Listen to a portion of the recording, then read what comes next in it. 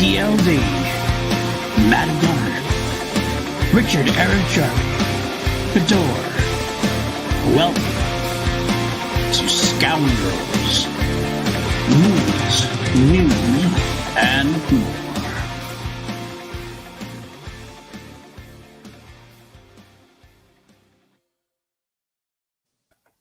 Welcome to Scoundrels, Movie, News, and More. The most laid-back movie show on the interwebs. Do we do it right? Yeah, we did it. Right? We nailed it. You nailed it. All right. I mean, Jarvi was actually very tensely nervous about the openings. Like, we haven't done one of these in a while. Let's try it out. Let's see if it works. We used to do it all the time, and I used to step on his lines, or I used to take his lines. At least this is what he tells me. I don't remember any of this. I think he's lying. You always did it. No, you told my lines probably is what happened. But it became a thing, so it kind of worked. So it did work. It did work. Well, I am PLD. Welcome to Scoundrels, and I'm here with my fellow Scoundrels. We had to take Bidoor out of the front, I think, because she hasn't shown up in the first two times. So maybe it's just I don't know. Maybe she's a part-time scoundrel. I don't know. We'll have to see. But these two scoundrels were here last week, and these two scoundrels are here this week. We got, first off, the man to my right, that way, Mr. Matty Gunner. How are you doing, my friend? I'm doing good, buddy. Really good, really good. A lot of good things happening this week so far, and it's only on Monday. Yeah. So, yeah, I'm in high spirits. I'm here with two of my favorite people to talk about movies. We got a good topic to talk about that Jarvi picked for us, so I'm excited. A couple of good things. We're gonna dive deep a little bit on some of these topics. We'll have to see. A great Boba Fett episode this week to talk about also at some point. It's going to be good. Of course, there's the man down there, Richard-Erik Jarvi, my brother from another mother, from an Estonian mother. How are you, my friend? The Chrome Dome from Estonia. The Chrome Dome. Good. I'm doing good. I'm running high on Peacemaker at the moment, so I'm going to be making a lot of Peacemaker references during this show. I have not watched Peacemaker yet, just so you know. You gotta get on that. It's the best. I'm gonna steal what John Campia said about it. It's the best intro of a TV series ever. I will actually agree with that. Not just because that guy said it, but Paul. The reason you're gonna love it, and I know you're gonna love it. Not only is it hilarious, the soundtrack is entirely 80s butt rock. Oh yeah. Yep. Like proper, like Cinderella, Choir Boys. All right. Rat Poison. Choir Boys, dude, that fucking scene in the bedroom. Like, I don't know. We're not going to say anymore. All right. I just want to say hey to people in the chat so far. Mr. Buckingham, good to see you as always. Jerry Morris, always good to see you. And Mr. Christensen. Salute. This time you got to blame me. Sorry, this time it's blame Matty. It's not blame POD this time. This time it's my fault. It's always my fault. You know that, but now I've learned to shoulder that blame. Put it on my back. And that's why I got backaches all the time, I think. Regardless. All right, on this show, we talk about news. We talk about topic of the week. We go into a dive of a show like Boba Fett's our current show. We take a show like that. And we also talk about our views of the week and what we watched. And we might try a segment today. We kind of didn't ever decide on whether we're going to do the segment that Jarvi talked about. Well, like the way we were going to do a segment. But we'll decide when we get there because we're going to wing it because that's how we do it. You know what? Fuck it. We'll do it live. But we start off, of course, with the news. And Matty, you are our news guru, our news curator. What do you got for us this week?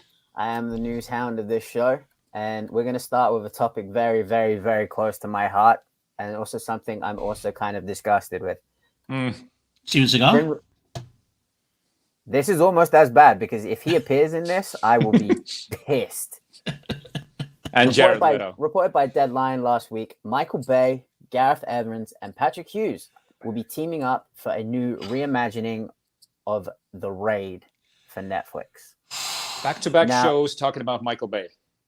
I'll shut up now.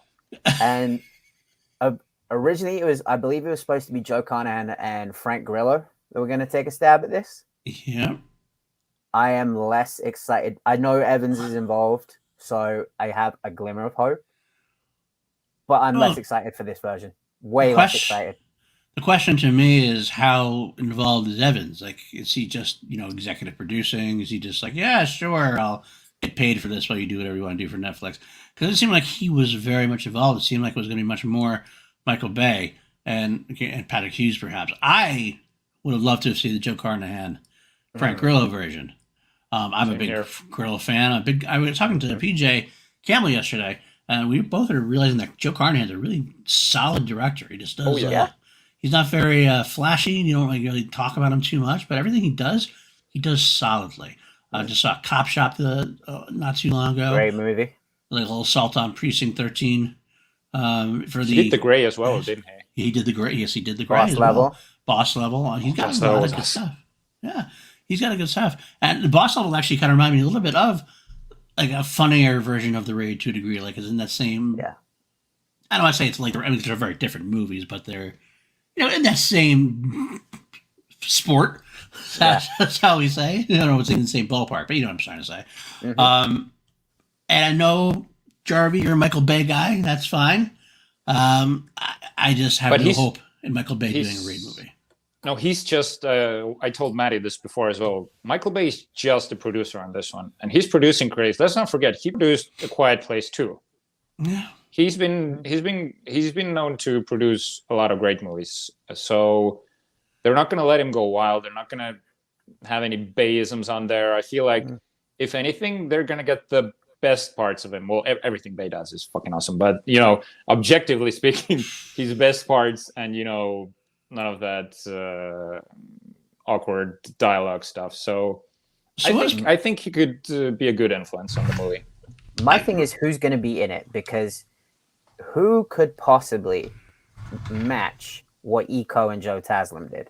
Oh, Steven Seagal. Oh. You're lucky we're not in the same room. There's no touching The Raid. I think it could be one of the greatest action movies ever made. There's an argument to be made there. Yeah. That is just a perfect, pure, level-by-level action movie. They're not going to get even close to anything to that. But who could match the athleticism and the martial arts ability of those two? No one. And Patrick Hughes is not a filmmaker who inspires a lot of, a lot of That's passion. Exactly it. Red Hill, Expendables 3. Hitman's Bodyguard. Hitman's Wife's Bodyguard. I'm not exactly inspired by a lot of this stuff. So I am overall going to give this news a thumb down. Yep. I'll try to remain open-minded to see who does star in it. That maybe they'll turn me around a little bit. Maybe I'll get into it. But nothing about this excites me. It's definitely a step down from Carnahan and Grillo as far as I'm concerned. So yeah. Cautiously pessimistic about this one. Yeah, cautiously pessimistic. Yeah, it makes sense. Okay. So our next bit of news. A man that we all have a deep amount of respect for, a man that we're all fans of, I would say, on this show. Denzel Washington has revealed that his next movie is going to be The Equalizer 3. Ooh, now that right there warms this old man's heart. I was very excited. I saw that even before Jarvi got to the chat. I was like, oh my God, I had seen it like the day before. Just all he has to do is say, man, don't spell G-U-N.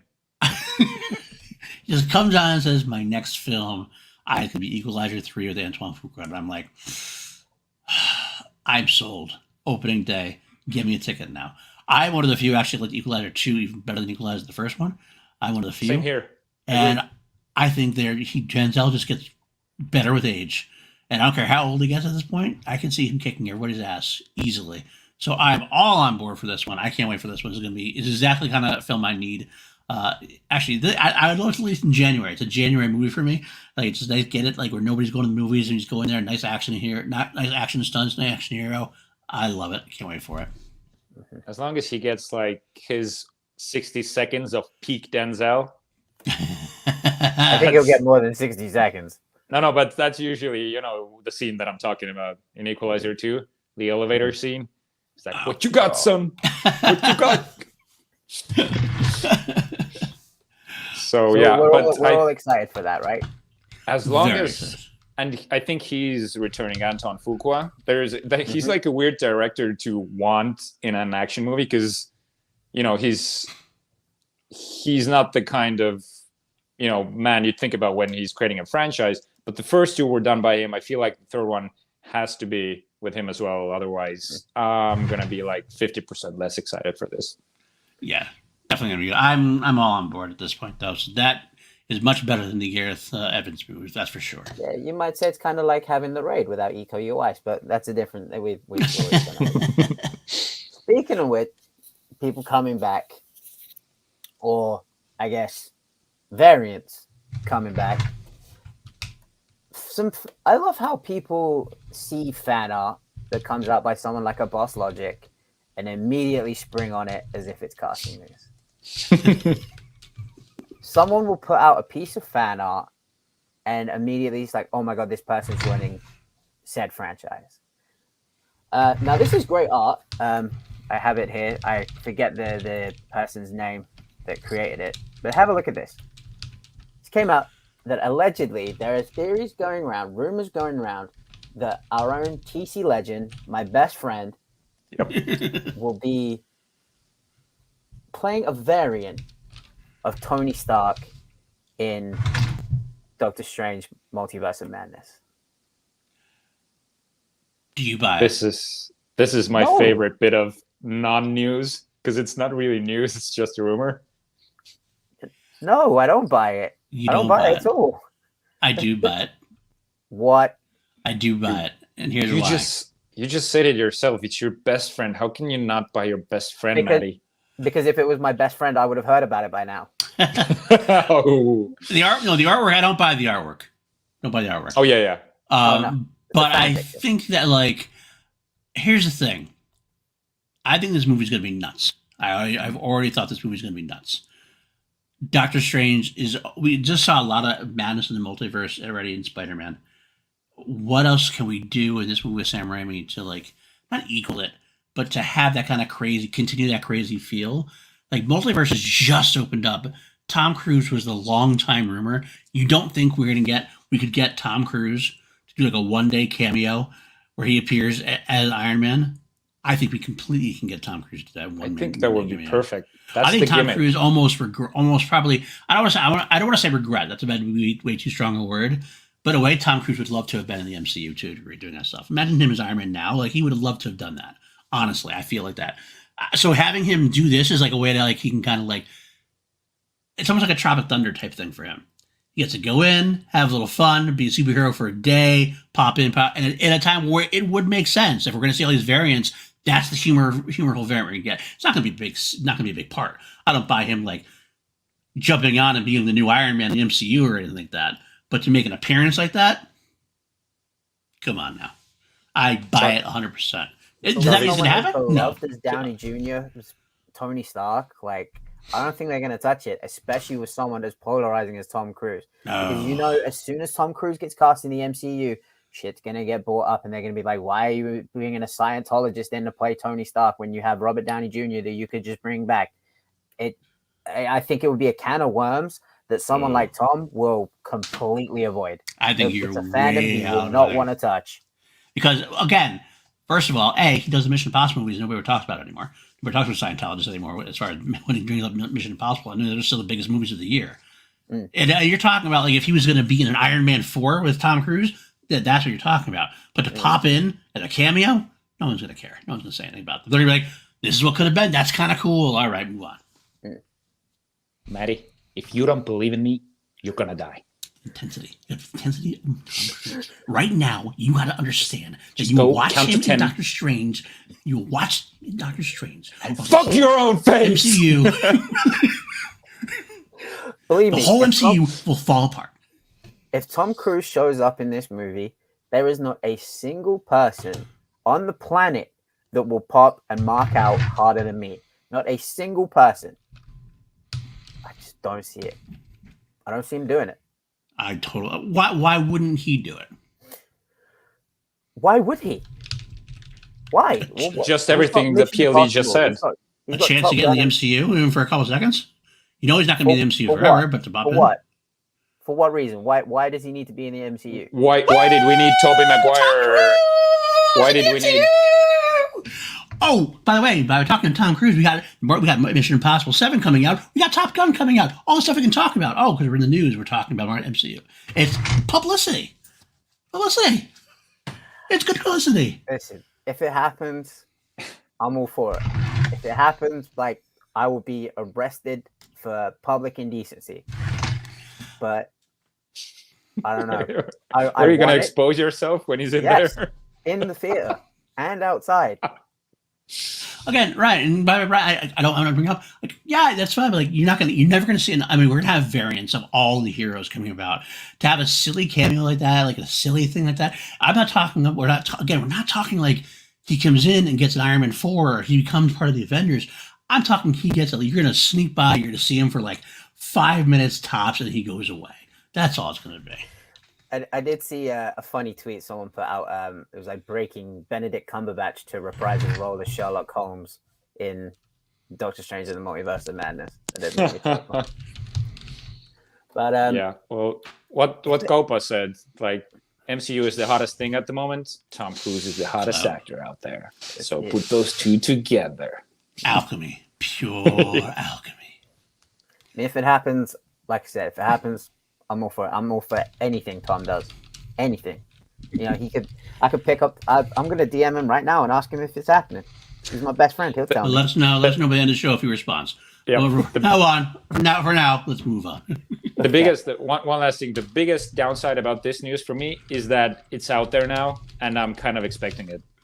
So yeah. I would have liked for this to just, die as a rumor. But there we go. So our last bit of news, we have John Cena, star of Suicide Squad, Fast 9, and now Peacemaker, the show that is apparently, it seems to be taking the entire world by storm. Chris. I watched it. I thought it was hilarious. Jarvi watched it, thought it was hilarious. Paul's yet to watch it, but he's probably going to find it hilarious because he has the same great taste that me and Jarvi do. He came out and he did an interview and he said how he was repeatedly turned down by both Marvel and DC. He was turned down for the roles of Shazam. He was turned down for the role of Cable in Deadpool 2. He was turned down for Thanos. Brolin twice fucked him. Yeah, Brolin beat him to a role twice. And now he's playing Peacemaker. But it seems to be a role that he has taken on. He has made it his own. Apparently, James Gunn said to him, don't read any of the Peacemaker comics. Just pretend you're Captain America, but an asshole. And which is John Cena. Yeah. And he's completely made the character his own. But what do you think about Marvel and DC constantly saying no to him? I get it. To be honest with you, I get it. Wrestlers have had a long, hard road to any kind of legitimacy in acting world. Mm-hmm. I mean, Hulk Hogan didn't exactly. He started it. Didn't exactly set the world on fire. Roddy Piper, Andre the Giant had their moments. They Live was amazing, man. I love. But as far as like superstar, like leading a movie kind of thing, I love They Live. I love Roddy Piper. Yeah. The Rock really paved the way to become the first real, true movie star action hero. David Bautista's actually done a great job supporting wise. I love David Bautista and everything else. But wrestling's had a hard time getting over that kind of like goofy gimmick, goofy like side. Like they didn't think about it, and it's hard to take John Cena specifically seriously because he's not exactly a serious actor per se. Like it's like I see John Cena. I mean, it works for The Rock now, but Rock kind of established himself outside. But like, I can't see John Cena. I just can't see him at all. Let alone as like something I want to like. Oh, this is the guy I want like front and center of my superhero franchise. Of course, getting him something like Suicide Squad and Peacemaker, that made sense. I don't know the other things before. It would have been too goofy for me, I think. I mean, he's getting there. I feel like I've seen him a couple times now. I feel like he's taking those steps slowly but surely. But he's still more of the comedic guy than he is like the really straightforward acting guy at this point. Right. So he can get away with this. I want to see him do a little bit more though, because I think he does have a potential future. He's never going to be an Oscar winner. He's not that good of an actor. I'm sorry, but he's got some potential. What are you guys' thoughts? I think it's funny. Go on, Jeff. Go ahead. I agree. I don't think he's going to make a run for an Oscar or anything. The thing I love about him, though, is he doesn't take himself seriously. Like, he knows that he's just here to have a good time. He's here just to have fun, make money, and, do essentially whatever entertain and do whatever he wants.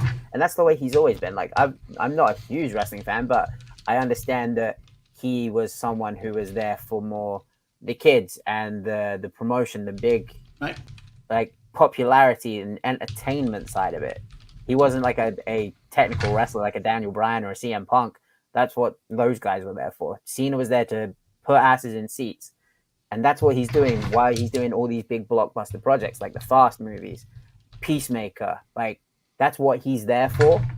And I think he fits that role perfectly. He could turn around and just do a complete 180 and do like a drama history piece. I don't know. If he did, I'd give him the benefit of the doubt because I do think he's a good actor. He's a lot better than I thought he would be. Let's put it that way. Because we've seen some wrestlers that have tried film and really not good.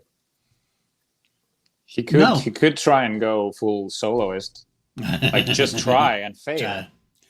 Yeah, that's part of it, Jerry. It has never. I mean, that could be me. If someone could give him a chance, and maybe he'll do well. Maybe he will do well. What's things? Cock blockers, exactly. Start to take him seriously. Put him in the Raid. Put him in the Raid remake. That's how you do it. I'm all for giving him a shot. But I understand why Marvel and DC said no to him for a long time, which is what our initial thought was. But you shouldn't give him a shot at a serious role. So it was really interesting to hear you say that, Paul, because right before you came on, me and Matty were talking about, like, The Rock has this ability to play serious, sort of like the roles like in Snitch, was it Faster or something? He can. Oh, that's more of a comedic one. So, but still, there's a lot of seriousness about him. Cena, he's a cardboard cutout. Like, there's no way that you can take him seriously unless he goes full Christian Bale and just, loses that weight or gets fatter or does something, because his physique is always going to be at the forefront if he's so rated out as he is. That's right. The Miz. That's true. The Miz. Now that's serious acting chops. That's the guy they want to play Johnny Cage in Mortal Kombat, and no. No, why not? I don't mind that, actually, because come on now, like, he's like, if I want to do it. Well, besides that, but like, that's the Mortal Kombat's the kind of movie you can see a wrestler doing that role and being okay with. That's like, for me, because like, let's put it this way, it's not, Mortal Kombat's not a sacred cow. I love Mortal Kombat, but it's not a sacred cow as far as like serious acting chops. We got Christopher fucking Lambert as Raiden, and we love it, right? It's sacred to me. Is it really sacred though? Yeah. Let's be honest. I watched the new one 12 times. But what I mean is, you're not gonna fucking put John Malkovich or like that. You're gonna put silliness is a part of that franchise. It's a part of the mix. I actually have to give it to John Cena. I remember him being in The Wall, and that was a serious role that he did. The Wall. The Wall. That's the one that Edge of Tomorrow director. Edge of Tomorrow. You know the movie? Yes. Blunt, the director. Doug Liman directed it. Right? That was Doug Liman. Sorry? Doug Liman? Doug Liman, that's it. Doug Liman had a movie called The Wall that was starring, Jesus, I'm blanking on names again. Matt Damon. Not Matt Damon. The dude from Kick-Ass, the main guy. Aaron Taylor Johnson. Aaron Taylor Johnson, that's it. And there John Cena played a serious, like he was a Marine or something. Oh, I do remember that kind of. I never saw it, so I wouldn't be able to tell you. He was believable in that one. So. Was he? Okay, well, you know what? Maybe he could. Okay. That's true. That's very true. Yeah, when Paul said it wasn't sacred. Yeah, I mean. Mike, as far as Mike Ditka didn't like jump on and try to kill me. But I love Mortal Kombat. I'm just, silliness is part of the thing for it. Of course. It is. It's a video game movie. Right. It's fun. All right. Anything else we got? Is that it? Or do you want to go? No, that's it. You can go one more. Go ahead. No, it's fine. We're running a bit. Pete Davidson's in talk for the Oscar, to host the Oscars. This is the news bit I was going to try to explain. Pete Davidson's having a hell of a season. He's having a hell of a year. Hell of a life. Hell of a year. Kim Kardashian, Miley Cyrus, Ariana Grande, Kate Beckinsale. He's like Thanos with the Infinity Gauntlet. All he needs is Rihanna, and he'll be unstoppable. I'm all for it. Let Pete Davidson host the Oscars. I'm all for it. That would be a change up for sure, and I think he could get the ratings that they're looking for at the moment. Go younger, go crazier.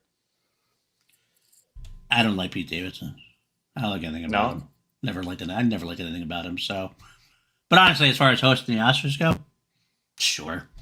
Yeah, I'm not one of those guys who ever has really cared about who's hosting the Oscars. It's never been a big deal for me. Like, I'm kind of like, I want to see the awards. I want to see who's there. Well, like, whoever's hosting, I think the year we had no host was fine. Oh, it was fine for a year or two. They gotta get a host now, and I think Pete Davidson, he can be that nerdy, awkward host. Like James Franco was like unintentionally sort of awkward, but Pete Davidson could be intentionally awkward and freaking nail it. I mean, you're putting Pete Davidson up against like, Billy Crystal, Steve Martin, those say people. Like, those are the people who are hosts. Those are classic hosts. That's what I'm saying. I'd rather have a classic host than have. If you give me my pick of the litter, like I'm not a fan of the Oscars. Like my opinions on award ceremonies is very well documented. I would put Ricky Gervais in 10 times out of 10. Oh my God, yes, of course. I do love Gervais. I do love Gervais. His Golden Globes speeches, nuts. But the Oscars wouldn't do that. They're way too good for that. But I just want to see the man cap off his run of 2021 and just let him add another gem to his cap because he's doing well so far. I'm buying this. All right, fair enough. All righty, let's move into the rest of the show. Our main topic, as you were this week, that we want to dive into: top 3 directors that are currently working. We all have our list. We all have our criteria. We didn't break it down any further than that, which is why you're going to see some interesting choices. I think overall. I will start right away with my number 3. Go ahead. And I'm already going to stretch it. Ed Harris. He's directing now, I heard. Is it really? Actually, it could be. The funny thing is, I'm not going to name Ed Harris. He is currently making a movie right now with Garrett Hedlund and Robert Duvall and his daughter.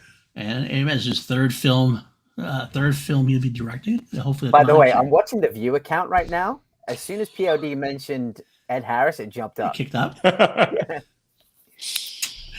I would geek out a little bit, but honestly speaking, as much as I love Ed Harris, he's not a host. Ed Harris is not a host. No, but he's Sue unless he bought into the whole thing and went like nuts, then that'd be great. You're on the couch. I'm down here. Now watch the goddamn Oscars. You're watching the wrong goddamn ceremony. It'd be nice if he came up like maybe Pete Davidson tried it and Harris came out and just threw him down. So there you go, Lego. See, Lego. I love Lego. All right. Top 3 directors currently today.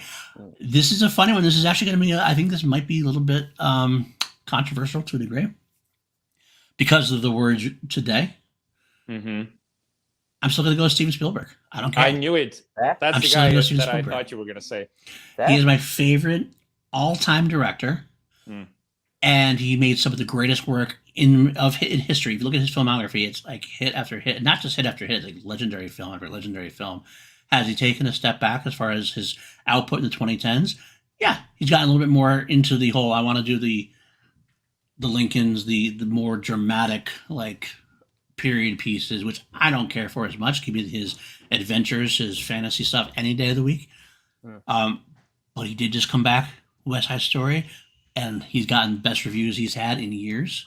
Like, some people have said this is their favorite Steven Spielberg movie, which is impressive. Wow. And it's definitely in there. It's definitely made an impact on today. So with that being said, I feel comfortable still saying that despite everything, despite his few trips here and there, like War Horse is probably one of the most boring Steven Spielberg movies I ever saw. Dude. There is still... you touched a nerve there. War Horse. You like War Horse? How interesting. I love War Horse. I thought it was a fine film. It's not like it was a bad film. I was just... For a Steven Spielberg film, I was bored. I never go back. I wouldn't go back. I don't go back to it. Let's put it I can't whistle. But his output is legendary, consistent, and even in down years, he's still like Academy Award nominated. He still gets the job done more consistently than anybody else in the history of film. So I can't, until he retires or until he unfortunately passes, he is going to be in every top 3 list that I will ever put down for directing. I think it's fair enough. I think it's totally fair to put. I'm actually surprised you didn't put him anywhere higher. Yeah. The only reason why is because he has taken a little bit of a step back. So there's more that are more vibrant to me currently right now. You could say like the reason could be that his best work is probably behind him. But that's like the only thing, because still, even his latest movies. We love Ready Player One. I do. I love Bridge of Spies, Ready Lincoln Player One. Warhorse. Yeah, there's a few like mediocre above average films. None of his films are mediocre, but yeah, his best stuff is probably behind him.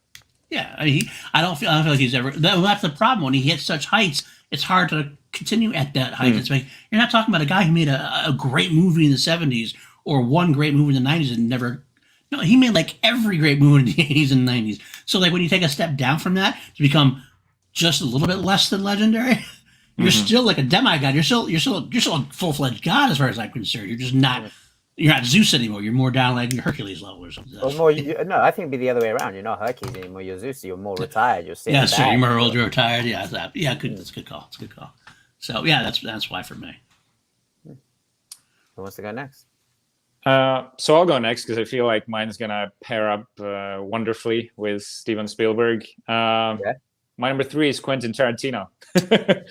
I think it only makes sense to talk about Tarantino right after Spielberg. He's probably the most niche choice of my top 3, but like his excessive violence, his use of foul language, he's become a household name for it.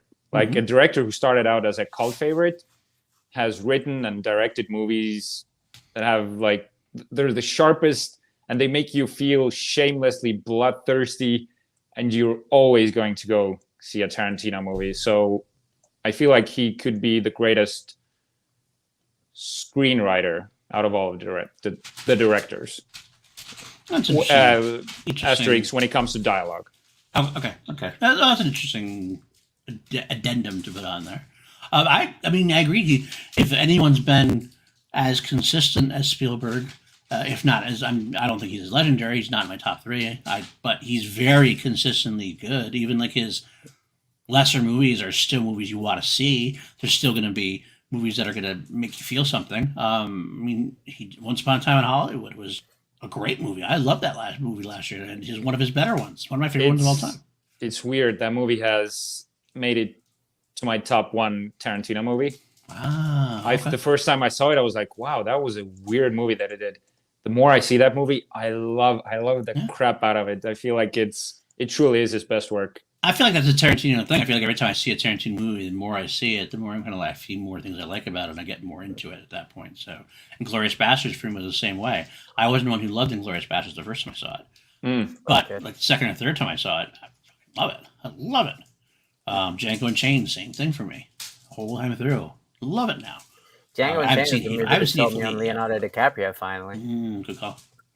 So yeah, and I'd say he's, because of his like scarce filmography, his consistency is key here. And interesting, one of the things that could have been, I'm doing this big horror stuff recently.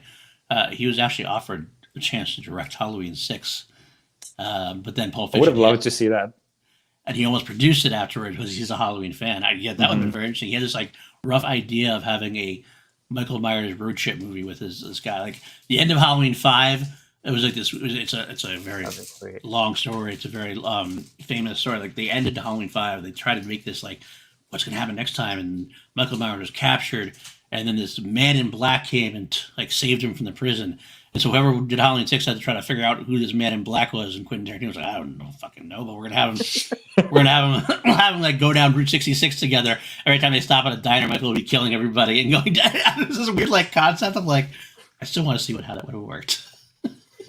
I mean, aside from his blatant disrespect to Bruce Lee, he's a top 5. But that's what makes him interesting. His sort of controversies. It's the way he acted about that. That rubbed me the wrong way big time. I get that why that would bother you. Still an amazing movie. Like I'm not gonna disrespect a man's entire back catalog just because he did one thing to piss me off. He's an incredible director, incredible filmmaker. So. I would love to have seen his Star Trek also, because he was definitely going to do Star Trek. Would have been very interested to see that.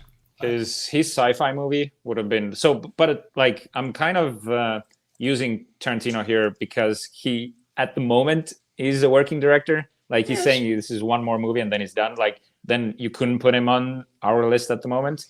but I don't think that Get he's him on gonna that way be. you can, I get it. He's gonna come back at some point. He has to. Yeah, He has loves to. it too much, I think. Real quick, Lego, that's awesome. Lego, I love Lego as she has such great takes on movies, and they're usually very unique takes on movies. I'm just kind of curious if she's watched the producer's cut or the theatrical cut. The producer's cut is better. There's a producer's cut? Yeah. I've never heard of a producer's cut. Yeah, it was one that they initially were going to throw in there, but then the test audience didn't like part of it, so they wanted to go back and recut things, and it ended up being a mess. And Donald Pleasance, of course, passed away famously in between, so they tried to reshoot an ending after he was gone, and it was just it really messed it up. One of the producer's cut's actually decent. It's a very bonkers mood you have to give into it. I love all the Halloween movies. Something. It's one of my least favorites. I'm not gonna lie, but I still love that I love that it has those fans. So, I just want to tip my hat to you at that one. All right, so Matty, who's your number 3? Mine's a little bit more of a niche one. Not as long of a career, but the work that he has done, to me, has been nothing short of incredible. My number 3 is Chad Stahelski, who directed John Wick, the John Wick movies. Mm-hmm. What he's done so far has been absolutely incredible. He comes from a legit competitive kickboxing background.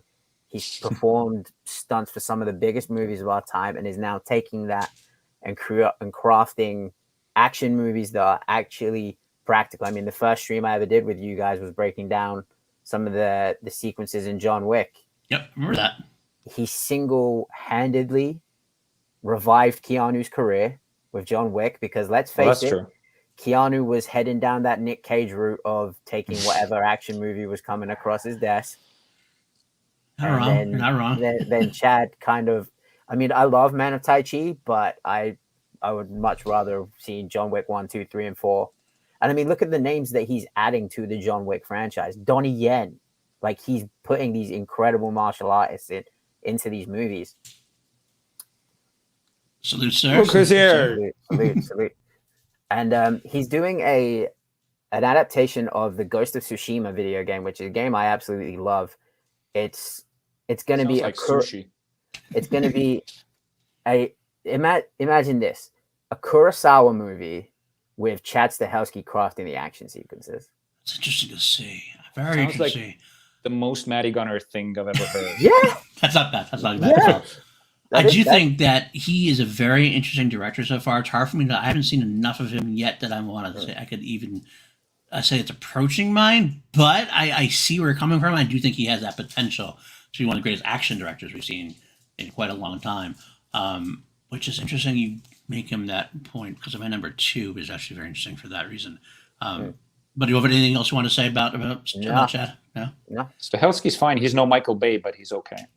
Michael, you're going to die on that Michael Bay hill, and I'm here for it. But it does make an interesting segue for me to go to my number 2, because my number 2 that I want to talk about is someone who I love as a director, and I think he's very good at what he does, but he's definitely been a niche director. As you guys know, I'm a big horror fan. I love horror movies. And the best current horror director for me is someone who might, for that reason alone, bump into my favorite current directors is Mike Flanagan. Oh, really? I thought you were going to say James Wan. Jesus. Yeah, James Wan. James Wan's great. I was so sure you were going to say James Wan right there. I like James Wan, but Mike Flanagan I love that is very consistent. He knows horror like the back of his hand. He does great movies. He does great TV work he's on Netflix, right? He does Netflix, right? Oh, yeah. Haunting of Hill House, Bly Manor, and Midnight Mass.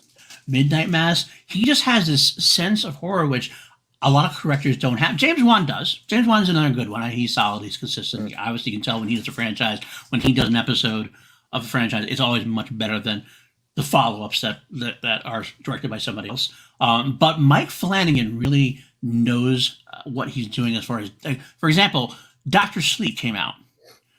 And as a sequel to The Shining, which is probably one of the most iconic horror movies of all time, and such a hard follow-up to make, he handled that so perfectly and so with such love that I really thought that we had somebody that was in charge of horror as far as I was concerned. I love that and went back to all his other works. And his other works from earlier on, they showed some I don't know what the word is, some greenness, some little bit of rookiness here and there. But they still, even like at his most green, he was engaging, gripping, entertaining. You could see where he's going. That's not a good point. Haunting Hill House is actually great. Shining that absolutely, 100%.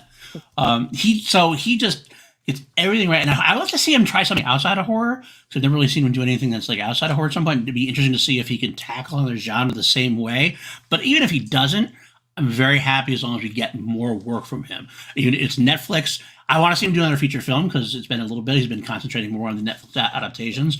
But give me more Mike Flanagan in any form, and I'm a happy guy. Did he do the It movies as well? No, that was God. I'm gonna blank on here. All right, that wasn't him. It was not him. It was that was the guy who's doing the Flash now. He's directing Andy Muschietti. Muschietti, yeah. Okay, got it.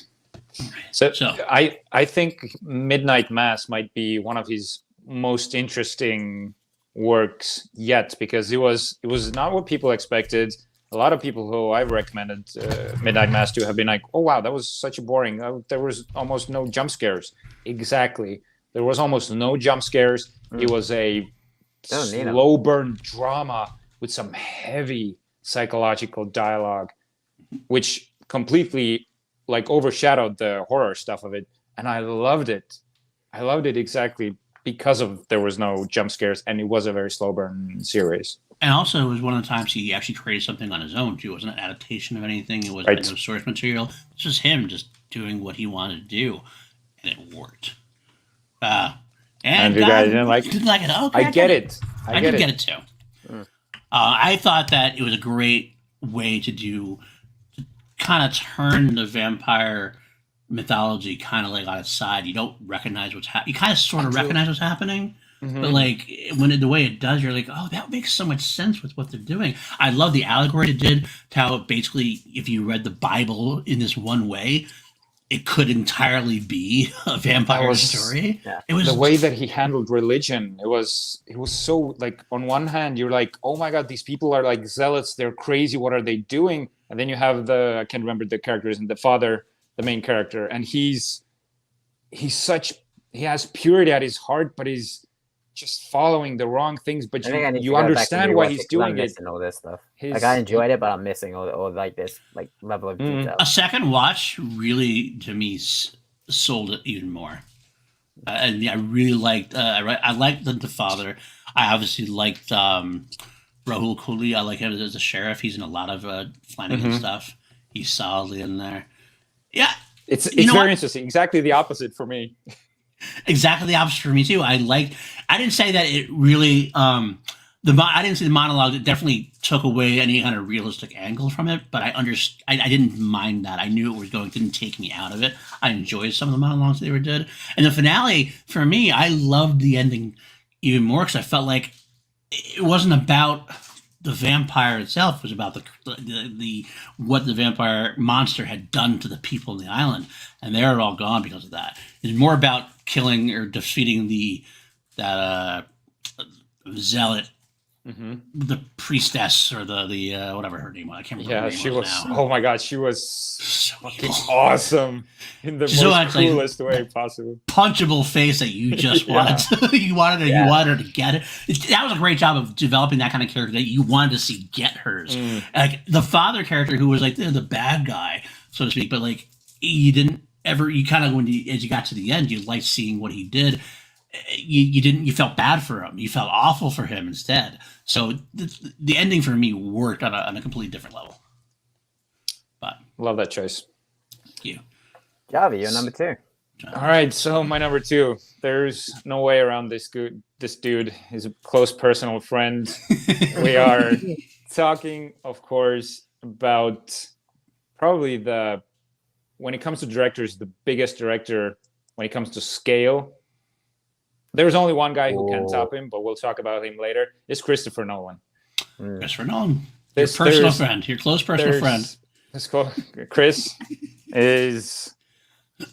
Is he there like he was last week? He's out. He went in to get some pizzas. Okay, fair enough. He's getting some Earl Grey tea. That's more believable.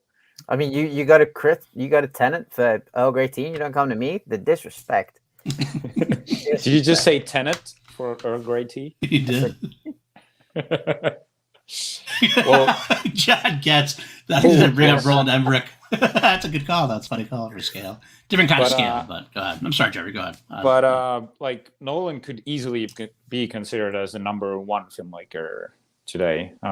His original huge stories, it makes him truly one of the most captivating directors today. And his use of time and larger than life stories, that's what brings the audiences to the cinema. And there's no need to even see a trailer from Christopher Nolan nowadays. When his name is attached, you don't need the synopsis, you don't need the trailer. Audiences will flock to the cinema, and with good reason. He hasn't really flopped. Sure, there's movies that are considered like masterpieces, Memento. But he hasn't flopped. Memento is not a flop. That's his make or break. I hated Memento. Oh, interesting. Okay. I had to do a whole essay piece on it for film studies in college, and I didn't hate it, but I watched it and I thought, okay, maybe because it's in reverse is why I didn't like it, and so I watched it the normal way, in chronological order, and I was like, nope, still don't get it. All right. Christopher Nolan for me is a very interesting choice. I bandied about having him on this list of mine. And I ultimately left him off because I feel like he's taken a downswing recently. I did not like Dunkirk very much. Thought it was fine. Tenet was good, but it wasn't anything that grabbed me. And not like some of his earlier work did. It was no Inception for me. It was not Interstellar for me.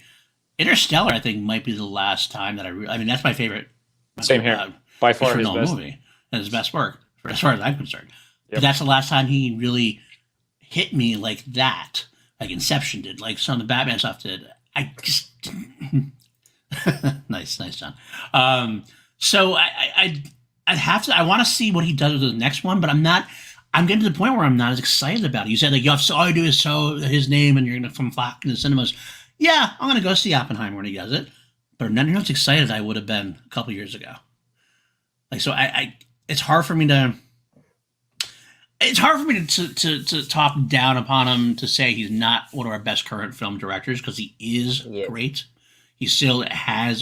He's kind of like. I mean, it's hard for me actually. It's very almost hypocritical of me to say Steven Spielberg's in there and Christopher Nolan isn't after a couple of drop-offs.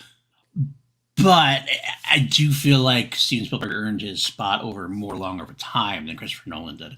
Christopher Nolan had a great run, and I think he could definitely get back to there. Still has a run. I feel like he's getting started. There was 20 years, if not more. Do you know why I think Tenet wasn't as good as it could have been? Because Jarvi wasn't in it more? Needs more this guy. And there's more Jarvi? Needs more Jarvi. You can. We gotta pull up I'll send you the photo. We gotta pull it up every time you need to see a true movie star on TV. Oh, I can. Has anyone said Uwe Boll yet? Yep. Well, yes, definitely, absolutely. Have to put that up sometime. All right. Well, what about you, Matty? I feel really bad because I feel like I'm about to steal Jarvi's number one. I think me and Paul's number one is. There's no way it's not the same. My number two is Denis. That's my number one. That's my number one as well. Okay. I knew that PLE was. Should we just collectively? Yes. Talk about how amazing he is. Denis Villeneuve is my current living famous director because he has not missed for me since he really began his American. He had a couple of films, when he was in Canada doing foreign films that weren't widely released here, that were still very good, very solid, very impressive. But then he came here and did Enemy, which some people don't like. I loved.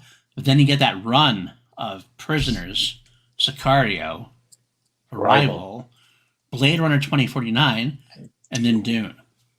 Oh my God, Dune. Those are... Who's on a better hot streak than that? No one. A hot as fuck streak. Hot as fuck. I mean, that is... And he does everything so well. Every shot is beautiful. Every shot means something.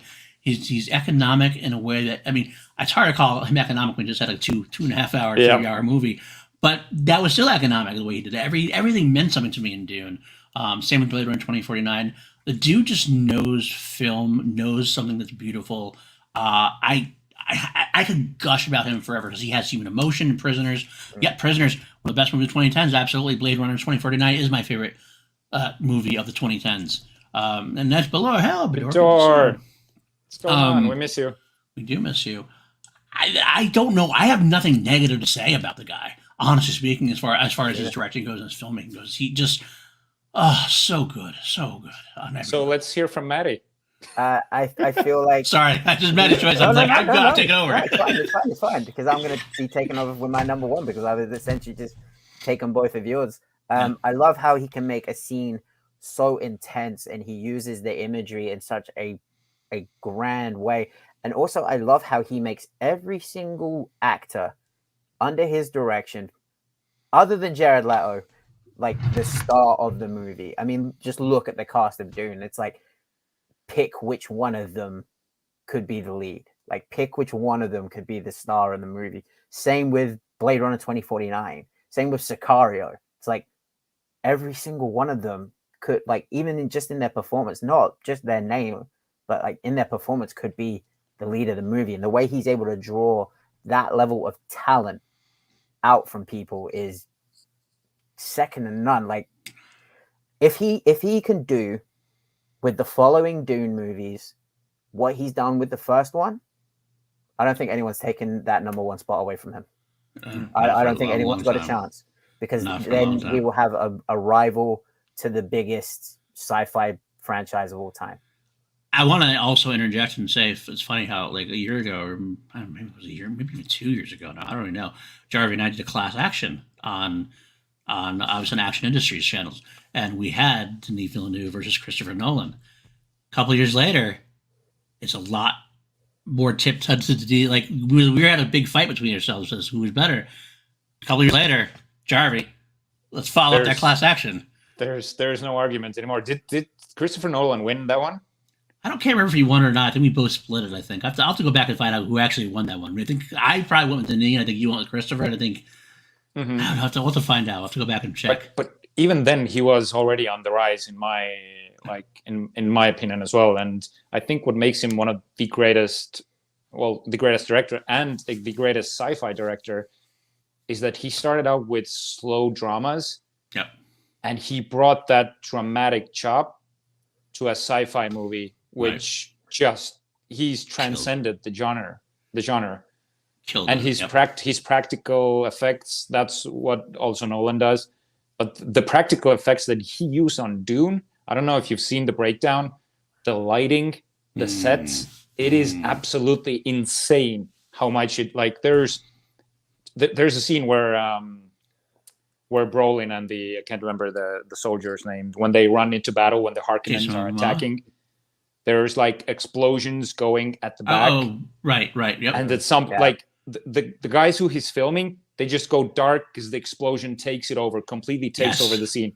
And you pair that with a Marvel movie, for example, it's like overlit. I love Marvel movies, but there's he intentionally lets the lighting take over the scene, and it just works. I got a question from Drew here in the chat, which I think is quite a good one. Thoughts on M. Night? I feel like he's one of the few typecast directors in regards to needing a twist. I think The Visit is actually good. I agree. I do enjoy The Visit. But it's so by the numbers, it feels forgotten. Guys, let me also mention real quick. The Signs, anyone? We'll talk about something. I want to throw that in there. Drew, actually, great time to ask that. Drew and Ben are going to be working on a episode of the best and the worst of M. Night Shyamalan soon. Oh, yes. So that's going to come out very soon. That's going to be very cool. But yes, not about that. I love M. Night Shyamalan as a director. Honestly, I really can say I do, in terms of I feel like he's very unique, in terms of he has his own. It's hard for a director to get a real niche by yourself. It's easy to get lost in the realm of just director doing things here and there. M. Night has his own, almost his own genre. And Drew's right. He is typecast because of the need of the twist. When The Visit came out, I talked about this a little bit on the Action Guys on Sunday. When The Visit came out, it was a well-received movie to a degree. A lot of people said, "Oh, it's M. Night returning to form after some of the shit of like Last Airbender and After Earth and stuff. This was him returning to form." Elevator or But whatever that ended up being called in the end.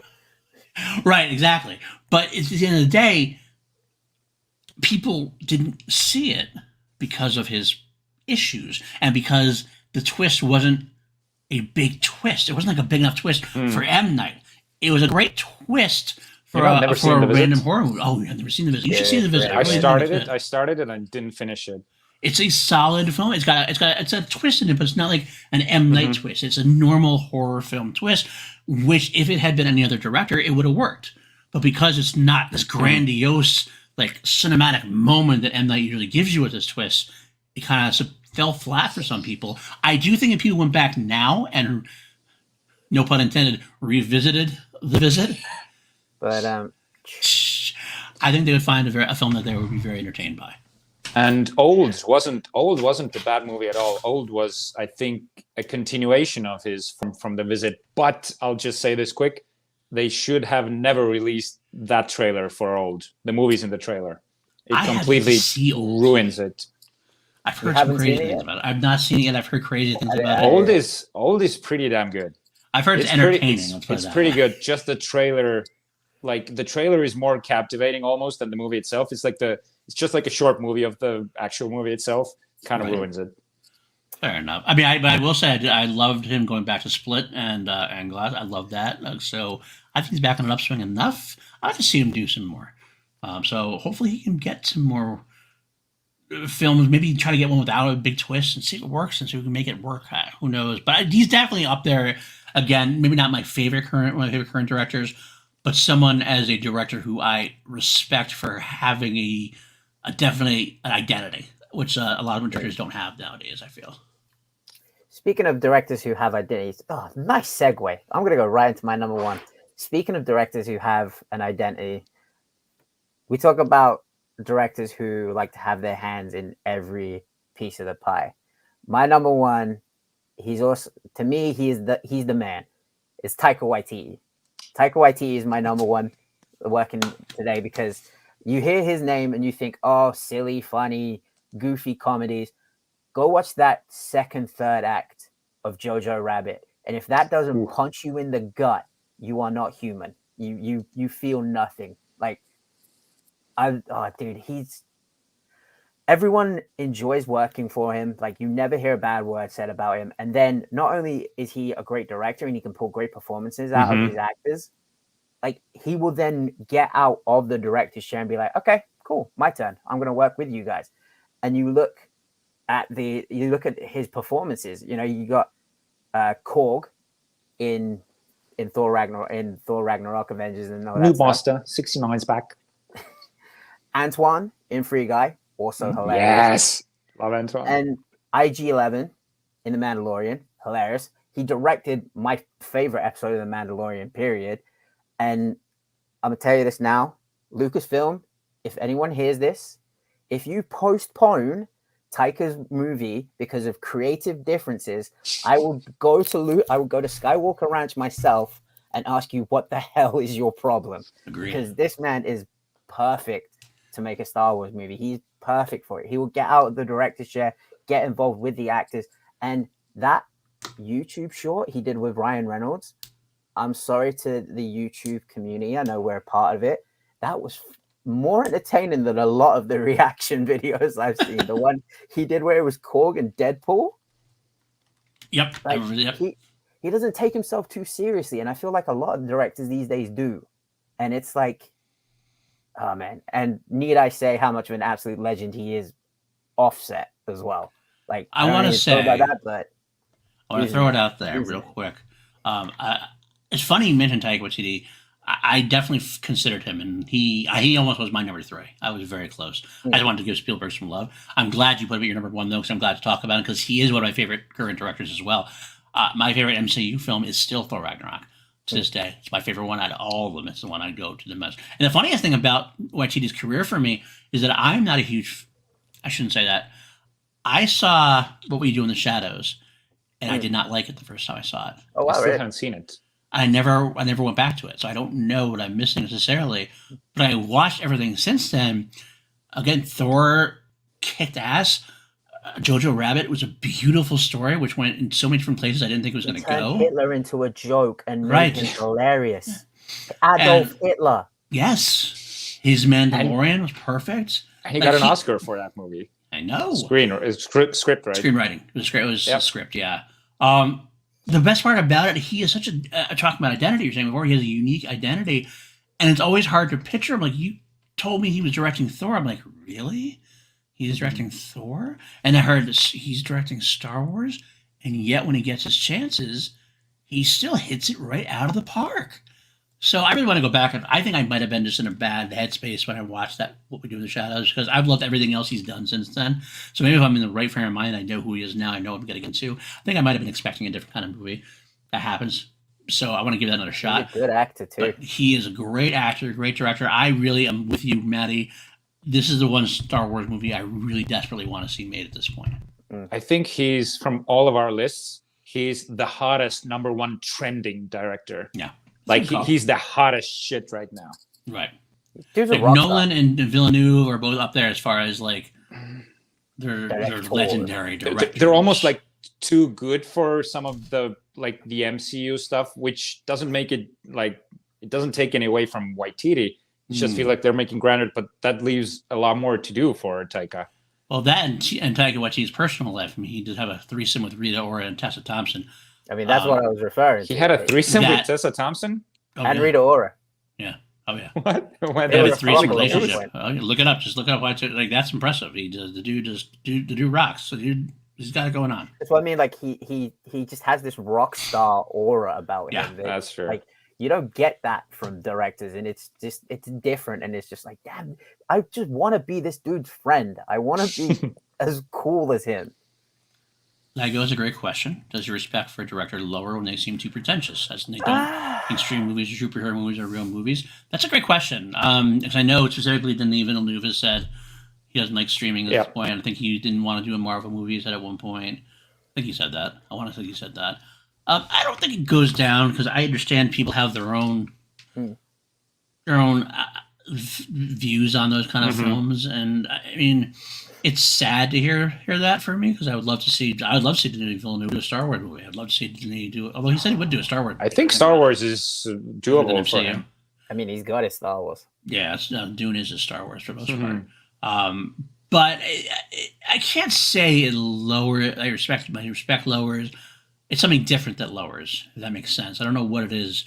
It does make me sad, but as far as his respecting his filmography and what he does as a director, yeah. Like I don't disrespect Martin Scorsese for not liking MCU. No. I love Martin Scorsese and what he does. He doesn't get the MCU. That's fine. He doesn't need to get the MCU. He does his own thing. I'm glad he does his thing. Scorsese is a director that was on none of our lists, but I considered him on my number 3. Oh, I consider him. He just hasn't done as much. He's going to take a step down a little bit for me. Same as a lot of other ones. But yeah, top 10 for sure. So, what's your guys' honorable mention? Just real quick. Let's not get into it. I didn't have one. So. Taika Waititi was my honorable mention. Really? Okay. I predicted him that he was going to be my honorable mention because that's what I wanted him to be in the top 3. He was top. Christopher Nolan would have been like number 5 maybe at this point. But I still think he's got potential. I just want to see him get back to where he was. Taika just seems like a dude that I would hang out with. Like, just like not even like as a fan or anything. Like, he just seems like a dude I would want to hang out with. Yeah, exactly. That makes him more appealing. Approachable. Yeah. Of all of them. Honorable mention. Real quick, there. Of course. James Cameron. I knew he was going to get there at some point. Yeah. That's another good point too, because a lot of times these people are asking these directors for their sound bites, and I can't blame them. They're answering a question. They're not going to be bringing up and be like if they brought up and go, hey, those fucking Marvel movies, fuck them. But somebody asks you what do you feel of Marvel movies, and they go, I'm not a big fan of them, whatever, I want to do my own thing. That's just their own opinion. I don't. Thanks, Drew. Here's mine. Favreau's another great. He's a solid choice. I mean, like he's like I don't know how he's so under the radar, but he still is. The Iron Man's, Chef. So here's his work on the Mandalorian. That's a lot of great work. I think that's Jungle Book was even great. I mean, Lion King. But everything. I mean, that's not one misstep out of like the last like decade. Favreau I just love to hang out with, by the way, too. I just love to hang out with him. Oh yeah, you know you're gonna get the best meal you'll ever have. Great meal. You have a good couple of beers with them, and and you get to talk Star Wars, which is a perfect segue to our next. I was about to say the perfect segue. Yes. We were running a little long on time. We didn't. Obviously, it's only our second episode in this new format. Eventually, we'll have it hammered down. We're going to cut out views of the week this week. We'll talk about views next week because we do want to talk about this week's episode of the Book of Boba Fett. We'll do it quickly. We're not going to go into a deep dive. It's been very polarizing. A lot of people have loved it. A lot of people have hated it. Still don't get why. My wife actually has kind of dropped off the show. She's not as big into it as Mandalorian. She wasn't Mandalorian. That's fine. I'm loving the slow burn. It is no Mandalorian. Like that's I think one of the biggest things is people are expecting the Mandalorian. The Book of Boba Fett was never going to be the Mandalorian. Right. Sorry, I agree. This episode to me was a great. I think we're going into good things. I think the ending is gonna kick ass. I have this feeling that Favreau and Filoni are planting seeds, and some people are. I think they're bailing too quickly on it. Like in Favreau and Filoni, I trust at this point. Filoni wrote and directed episode 6, so episode 6, coming. some shit is gonna happen. And I really like what we're doing with Boba Fett. I know a lot of people took umbrage with the chase, the bikes, the biker gang. Power Rangers. I'm sorry. The colors thing for me was not an issue at all because, quite frankly, if you watch any of George Lucas's stuff, they're all big, bright, colorful. It was reminding me of the 50s, just like George Lucas liked to do. Now, I will say, I get the argument, and I actually agree with the argument that it should have been a little more. It should have been a little more lived in, a little more dirty, a little more dingy. They were a little too perfect looking at that point. Yeah. But the colors themselves and some of the brightness of them, too shiny. Allow me to elaborate on why they were why they were as shiny as they were. That's a massive influence from the 50s and 60s British mod culture, and that is the mod culture. They took perfect care of their scooters. They would spend more time cleaning and painting on their scooters and modifying their scooters than anything. And also, one of the comments that I saw a lot come up was, it was very slow. They're riding scooters, like they're not on speeder bikes that are like, a 1,000cc Ducati bike. Like those are essentially Vespa scooters turned into speeder bikes. They're gonna be slow. Yeah, that's true. It was clunkier, the movement, like the and I think it was intentional. McClunkier. I legit thought that's what he was doing. I'm too dumb for that. So Mike and Sia. Interesting enough, though, Matty, I was right in last week's episode. We are done with the Tusken Raiders. We moved on from Tusken Raiders. Are we though? Was that all of them? Because I didn't see the female. We might get her back, but it won't be in the past. It'll be in the present. Exactly. In that, but I mean, what I said last week that they were done with flashbacks of him. Yeah, you're right. You're right. I think the last episode or the episode before, the very last bit of the episode 6, we are going to see the Tuskens united, all the tribes. I'm talking Return of the King style, all the kingdoms of men, like united to run the Pikes the hell out of Tatooine. I think that's what would be funny. They're going to be cultivating desert power. It's going to be like nice. We actually could see a Lord of the Rings exactly that style of thing. Where I could see like Boba Fett getting his ass kicked by everybody at some point. Like all the crew, like Boba Fett and his crew are like last stand, Helm's Deep kind of thing in Jabba's palace. All of a sudden, you're going to hear the Krayt Dragon call or something like that. Oh, dude! And all the Tusken Raiders will come help him, kind of thing. I mean, you're going to get Boba Go for Dave. For Dave. I did love the fight scene between Boba and Chrysanthemum. I thought that was gnarly. Sandy. You mean Santi? Santi, yes. Santi. The fact that he was reaching for all his Mandalorian weapons and they did nothing, then he grabs the gaffy stick and just starts beating the shit out of him. And then the gang come in. Stuck it in him. Yeah, that was awesome. We got to talk about the main elephant in the room. Machete. Danny Trejo. Canon in Star Wars. I loved it. My big question is that the same? I don't think it is. I think my question when I watched the episode versus I think was it Moochie? But I guess this was a male supposedly, so I guess it's not. Right. But I did have that pass where we have who is it? That's a Star Wars fan, though. It's a Star Wars fan trying to connect everything. And I think he said that I understood that reference. I think Danny Trejo, he doesn't actually have a name, so I guess I can call him Machete. Machete says that he was a cub. Yeah. So like that was a young Rancor. Too young. And I love how like Boba was like, oh, he's a good boy. It's like scratching. Like Rancor is essentially a dog. I know, like, it was so great. I love it. They're very complex creatures. Those things. Very complex emotional creatures. Yep. I love the way he said it. Terrified me as a kid seeing the Rancor for the first time. And Boba's there just like, he was a good boy. But didn't you think that was kind of like, for a second, I'm like, is this a trap? Because he's getting too close. I did for a second. I was like, and the Rancor is actually a trap, he's going to attack him. For a second there, I was like, oh no, don't get so close. He's gonna ride in a Tatooine on that bad boy. Yeah, Bidoor does know a thing or two about cubs right now. She's oh my god, yes. She's got a goddamn lion. She's got a freaking lion. We'll talk about like that next time. Mike Tyson had a tiger. Bidoor has a lion. Yeah. All right, guys, that's what we'll talk about today. Well, I guess we'll leave off with one last comment. What do we think we're getting next week from Boba Fett? I think we're gonna in the trailer we see that sit down. Mm-hmm. I think that we're gonna get the sit down with between the Aqualish, the Trandoshans.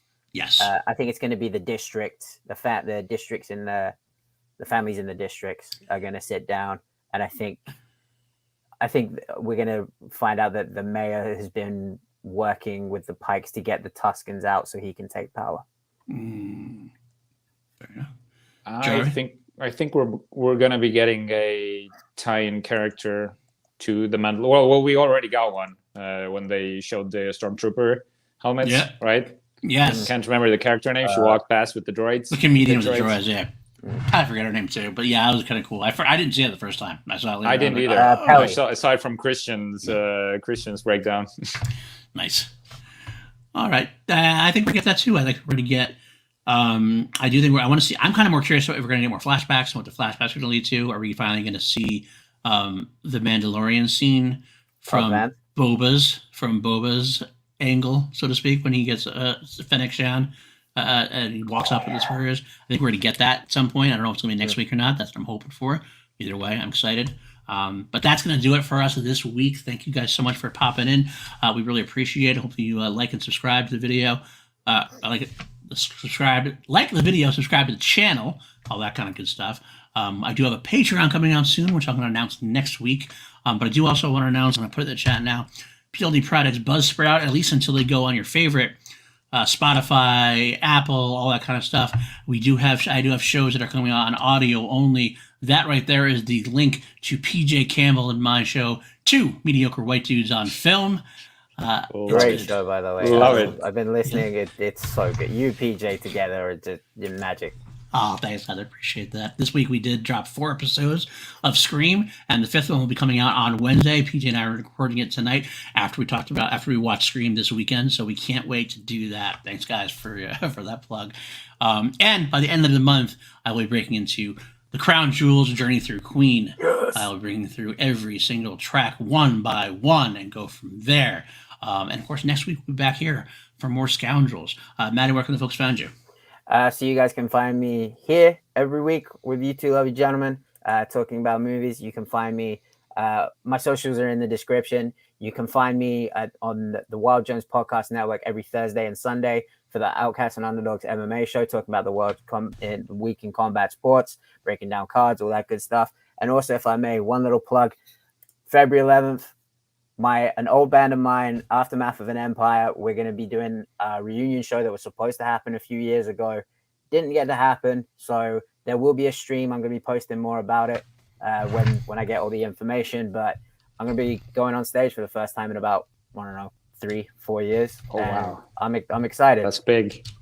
That is great news, fun. Man. So excited for you. So excited for you, buddy. Richard, where can the folks find you? You can find me on Facebook and Instagram at Richard-Erik with a K Jarvi, and of course here weekly with PLD and Matty Gunner. And leave your top 3 directors working today in the comments. I'd love to see your choices as well, and we could comment and get a discussion going. So let us know in the comments section. 100%.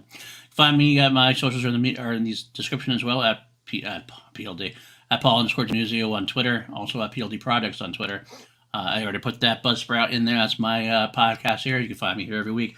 Also find me on Action Industries every week with Andrew Guy and Ben Bateman. We do some great work over there. We have the Action Guys on Sunday. Best of the Worst drops. And that just had the new one. We had the Best of the Worst of Paul Thomas Anderson. And we also have upcoming the Best and the Worst of Scream, which is a great time for it to happen considering me and PJ were doing the same thing.